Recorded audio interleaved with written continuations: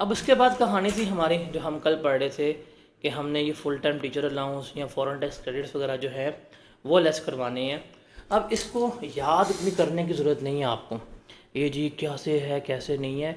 भाई बुक में ना आपको ये तावीज़ गिवन है, इस तावीज़ को सुबह दोपहर शाम खाना खाने से पहले खाना खाने के बाद देख ले, आपको याद हो जाएगा। अब हमारे पास सबसे पहले क्या आता है, फुल टाइम टीचर अलाउंस या फुल टाइम रिसर्चर अलाउंस जो है आ रहा होता है। सबसे पहले भाई किसको मिलेगा, ये सिर्फ उन लोगों को मिलेगा जो फुल टाइम टीचर होंगे या फुल टाइम रिसर्चर होंगे। कहाँ पे, नॉन प्रॉफिट एजुकेशन इंस्टीट्यूशन में या रिसर्च बेस्ड इंस्टीट्यूशन में या वो इदारों में वास जो HEC से क्या होंगे, रिकगनाइज्ड होंगे, या बोर्ड ऑफ एजुकेशन से या यूनिवर्सिटी ऑफ एजुकेशन से या गवर्नमेंट ट्रेनिंग या रिसर्च इंस्टीट्यूशन से क्या होंगे, अप्रूव्ड होंगे। तो इन इदारों के जो होंगे टीचर्स उनको मिलेगा। कैसे मिलेगा कि हम उस टीचर की सैलरी निकालेंगे या उस रिसर्चर की सैलरी निकालेंगे, उसकी सैलरी के ऊपर टैक्स कैलकुलेट करेंगे, जो सैलरी के ऊपर टैक्स आएगा उसका हम क्या लेंगे, 25% लेंगे, और वो हम लेस करवा रहे होंगे। तो ये इसका रूल होता है। उसके बाद है हमारे पास फॉरेन टैक्स क्रेडिट। ये किसको मिलेगा, रिमेंबर, ये सिर्फ उन लोगों को मिलेगा जो रेजिडेंट होंगे, क्योंकि रेजिडेंट इनकम की foreign source of income taxable होती है, नॉन रेजिडेंट की foreign source of income taxable नहीं होती। और रिमेंबर किस इनकम पे मिलेगा, जो इनकम पाकिस्तान में क्या होगी, टैक्सेबल होगी। कोई टैक्स ट्रीटी नहीं होना चाहिए, कोई रिटर्निंग एक्सपेट्रिएट कुछ नहीं होना चाहिए। और आपने उस फॉरेन इनकम जिसके ऊपर टैक्स क्रेडिट क्लेम करने आए हो, उस फॉरेन इनकम पे क्या किया है, आपने फॉरेन कंट्री में टैक्स पे भी कर दिया है। अगर टैक्स पे नहीं किया तो 2 साल तक क्या करना है, आपने टैक्स पे कर देना है। तो इस पे क्या मिलेगा, आपको रिबेट मिलेगा। और वो रिबेट क्या होगा, एक्चुअल टैक्स पे और एवरेज रेट के मुताबिक हम क्या करेंगे, ये निकाल रहे होंगे। और ये एवरेज रेट हमने कल फॉर्मूला पढ़ा भी था, मतलब फॉर्मेट में A/B मल्टीप्लाई बाय C, जिसमें से A जो है यहाँ पे, ये हम देख रहे थे, अभी फॉर्मूला में दिखाता भी हूँ, that was tax liability after full time teacher allowance. कि फुल टाइम टीचर अलाउंस जो होगा वो लेस करने के बाद टैक्स लाइबिलिटी आएगी, वो B होगा मेरे पास टैक्सेबल इनकम, और C जो मेरे पास होगा वो फॉरेन इनकम होगी। इसके मुताबिक हम इसे क्या कर रहे होते हैं, क्लेम कर रहे होते हैं।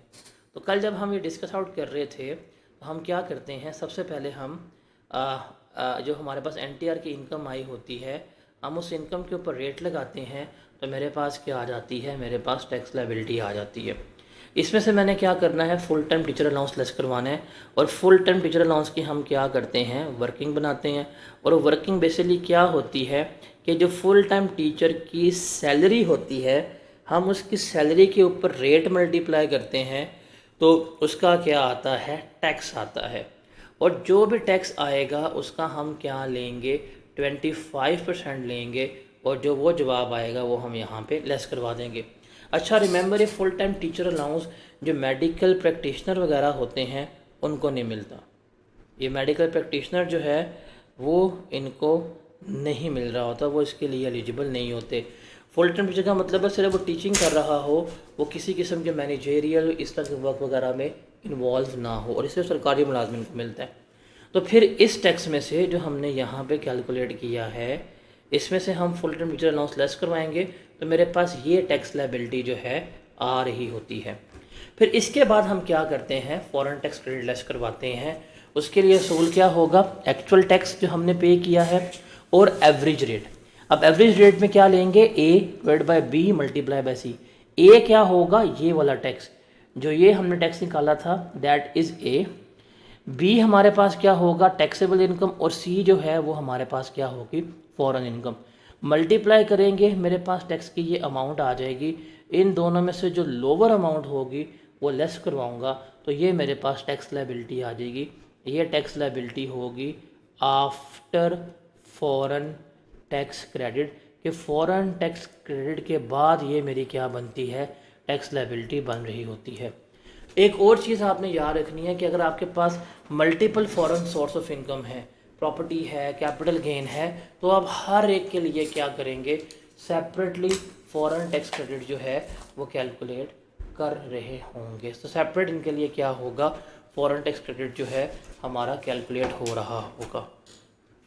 तो ये चीज़ भी आपने याद रखनी, अगर 2 हेड्स की इनकम है तो दोनों के लिए हमारा फॉरेन टैक्स क्रेडिट जो है अलग कैलकुलेट हो रहा होगा। इसके बाद हमारी बारी आती है और वो होती है किसकी, हमारे उसकी you can say that donations वगैरह की बारी आ रही होती है। अब बुक में आएंगे चैप्टर पे, तो यहाँ पे फुल टाइम टीचर अलाउंस की ये सारी एक्सप्लेनेशन गिवन है। रूल्स याद करने के लिए इस तावीज़ में आके ये कंडीशंस याद कर लीजिएगा और इन एक्सप्लेनेशन को रीड आउट कर लीजिएगा कि आपको समझ लग जाएगी कि किसको मिलेगा फुल टाइम टीचर अलाउंस।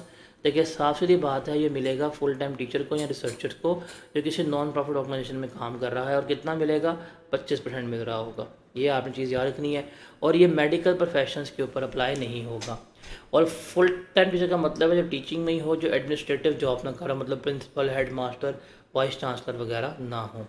जैसे एग्जांपल है, देखें जी, mister B has disclose the following income for the tax year 2018। Taxable salary जो है उसकी फुल टाइम टीचर के तौर के ऊपर एक अप्रूव नॉन प्रॉफिट इंस्टीट्यूशन से कितनी है, 3.3 मिलियन है। टैक्सेबल अदर सोर्स की इनकम उसकी कितनी है, 5 लाख की है। हमने इसकी टैक्स लायबिलिटी जो है वो कैलकुलेट करनी है।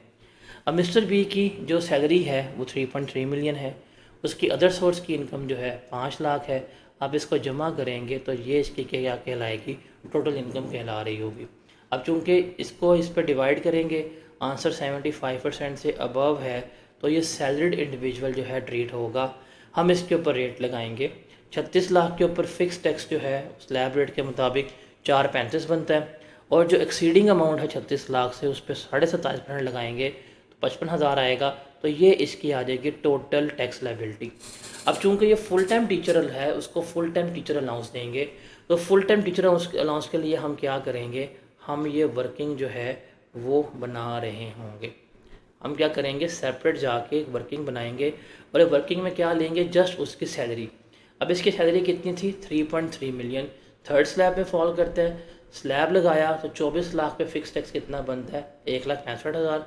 जो 24 लाख से अबव अमाउंट है उस पर कितना बनता है, 22.5%, वो आ गया 2,02,500। इसको जमा किया तो टोटल टैक्स इसका सैलरी भी सिर्फ आता है 36750। अब फुल टाइम टीचर अलाउंस क्या कहता है कि जो सैलरी पर टैक्स आया होगा इसका हमने क्या लेना है, 25%। 367,500 का हमने 25% लिया, क्या जवाब आया, 91875।